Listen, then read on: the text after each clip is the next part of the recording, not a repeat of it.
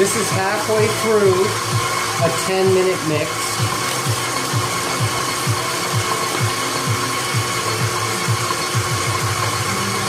I might have added too much water, but I don't think so. We'll see if it starts to pull away from the bowl. But even if it doesn't, it'll still be okay.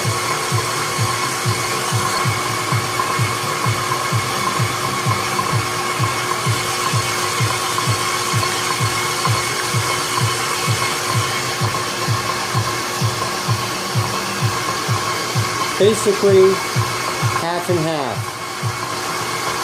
Whole wheat and half unbleached bread flour, but a 100% King Arthur. That is basically a 10-minute mix, and I do believe that I did add a half cup too much water, but that will be okay because we do want a very loose dough, and we're going to give it some ample rest time in order for it to develop and dry up a little bit more, and we can add as much flour as we want on the bench. Checking the development, it will need another couple minutes.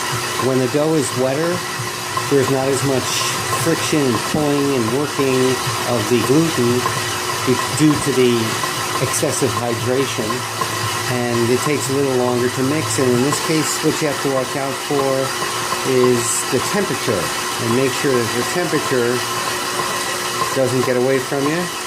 Start feeling it to be 70 degrees, warmer than room temperature, you better start moving, or even thinking about moving, or just realizing that the dough itself will move. The loaves have rested about 45 minutes and only grown together about an inch. The temperature is about 78 degrees. The temperature of the bench is 78, 79, 80 degrees. However, the temperature of the stove top, where the oven is on, is about 100, so that's perfect. I'm going to move them there. These are the loaves on the stove top, and we'll check the temperature. The temperature is 102 on the stove top, and right now, as we can see, the temperature is 81 on the pans and the dough, 79, and then the stove top is, let's get in there, 101. So, I'm going to set the timer for 20 minutes and cover them. Cover them with a rag, and good luck. In the interest of full disclosure, the oven had been preheated to about 380, and the hood fan has been on setting number 2, and it goes up to 3 and then boost, and this is boost. Pretty good. But we'll see what the temperature of the oven is now. Let's see. The temperature of the oven is now 255, so we're going to cancel that. And we've lost about 100 degrees in the oven in about an hour and a half. Now, while we're waiting the 20 minutes, we'll make the smear. And so you see I have 2 sticks of butter in there, and I'm going to throw in a pound of brown sugar, some vanilla seed, a touch of salt, and cinnamon, and that's it. The most fun part of this, besides kneading the dough, and as you're going to see, rolling it and smearing it and actually proofing it, baking it, everything is fun, but a very fun part is the vanilla seed. And so we'll just take a knife and slit it, and I would prefer to slit it a different way, such as the long way, like this, but that's a little bit difficult. And we just push the seeds out. Come on. So you have to make sure you... Now these were previously frozen. In fact, I have had these in my freezer, no lie, for about 2 years. I would say it's 2 years. So these things, they thawed out and they're pretty mushy, but they're still delicious. Ooh, I mean, that paste is incredible, and we don't need too much. I'll show you how much we use later. So this is a shot of the hollowed out vanilla bean. It became more pliable as I worked it. Now this is a shot of how much vanilla seed came out of that vanilla bean, and this is a half of a teaspoon measurer next to it. Oh, that's not very good perspective, but it's about 1/4 of a teaspoon of vanilla seed, maybe a little bit less, and we'll see what that tastes like. And now we'll just whip up the butter with the vanilla seed. We'll taste it, but then if it's good, we'll just throw in the brown sugar, the cinnamon, and the salt. But the cinnamon last.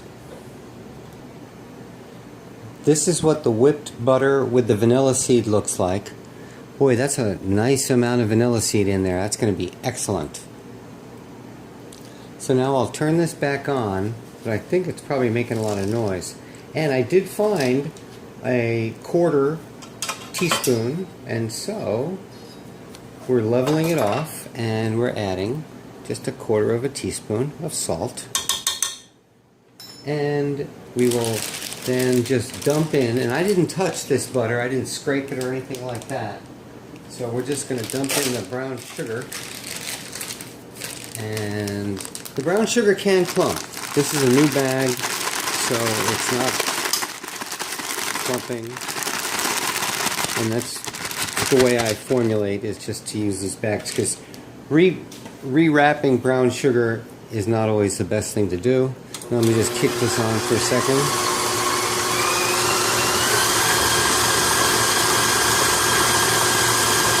It's very, very dark. Yep, it's very dark. Usually we get the color from the cinnamon, but I'm using a dark brown sugar instead of a medium or light brown. I think, well, the Domino dark brown I can find in a supermarket, but the Costco only had the light brown. Now this is 1 tablespoon. 1 tablespoon of cinnamon, and this is going to be 1 more tablespoon of cinnamon.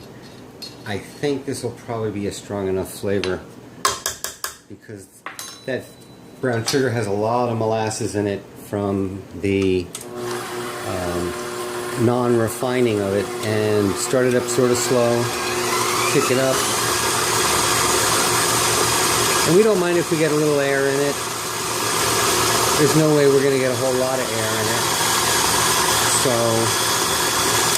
set that baby down, and now I scrape it and taste it off camera. Okay, we're I better do another tablespoon of cinnamon.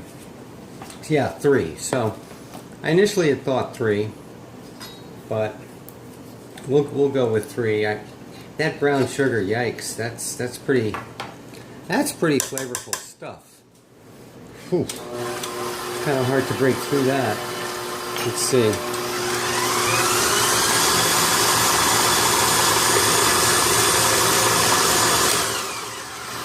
And scrape it a little bit. Taste it off camera. Boy, that dark brown sugar is hard to break into. You know what I'm going to have to do? I'm going to have to throw a little vanilla extract in there. Now I have my trusty dusty Kirkland pure vanilla, which is not bad, and we're going to throw, and never, if you're obsessive or fastidious about this, you see a little bit of overflow, do not measure over the container that you're pouring into, because you might overflow it. Start it sort of slow, of course, always, and then hope that's enough. That was half a teaspoon. Right? Whoops, that was 1 teaspoon. That better be enough. And let's see.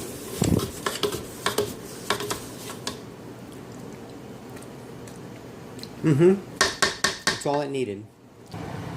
So it's been 20 minutes, and as you can see, they've grown together a little bit, but not a whole lot. So we're going to check the indentation test here and see how it works. Now they're not springing back, so like pretty much at all. So they really should rest I'm going to go another 20 minutes. Oh, got to check the temperature. And the temperature of the dough is now 80. Gosh, it's still 80. That's not good. How about the tray?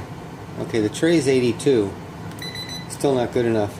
And the oven stovetop is well, that's closer to the exhaust, but down here it's 90, well, still 99, 100. Which is where we are with our bread dough.